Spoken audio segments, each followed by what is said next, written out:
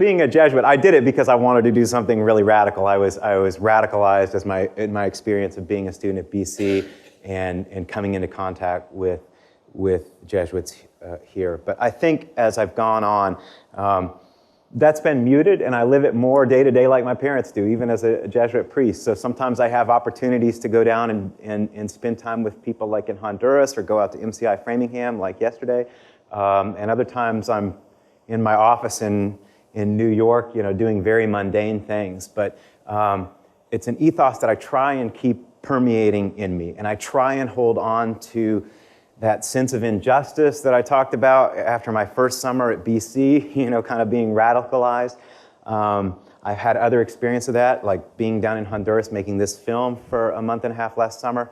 I remember my freshman year, I told this story recently to the Appalachia kids. My first year in the Jesuits, I went down to Belize for a 6-month stint and to work in a Jesuit TV station down there, and I had just never seen poverty like that. We went into this little kind of tin shanty town on the edge of this neighborhood outside of Belize City, and I remember going into this house in which an entire family, maybe 10 people, lived in a house that was about the square footage of that screen up there, probably, And the one thing that everybody in Belize has is a television. If you've ever been down there, no matter if you live in a little hut like that, you still have a television with American TV pirated in. They explained to me how they did that.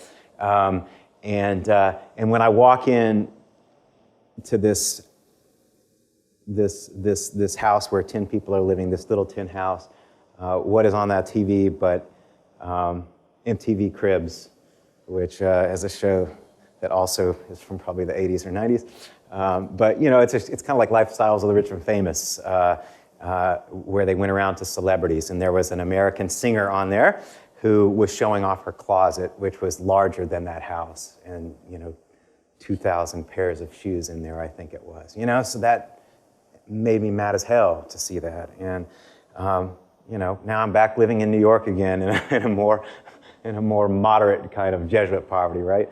But I still try and hold on to those experiences because I think we have to. If we become complacent, then we're done. And this is what Pope Francis is trying to get us to do as well. And I think part of the way of holding on to that is this word that you hear again and again when you start getting into social justice literature and studies, solidarity, right? And it's a family concept, so it fits actually with our theme for this semester. It's like my family is not just these immediate 4 people or 10 people or the Boston College community. It's the world. It's particularly people on the margins who are in need of me. And so being part of a project like the Honduras Project, which I'm going to tell you about in just a minute, is a way for me to do that. It's a way of staying rooted in this larger family and kind of being a brother who lives far away, but still is helping to contribute in my own little way to their struggle.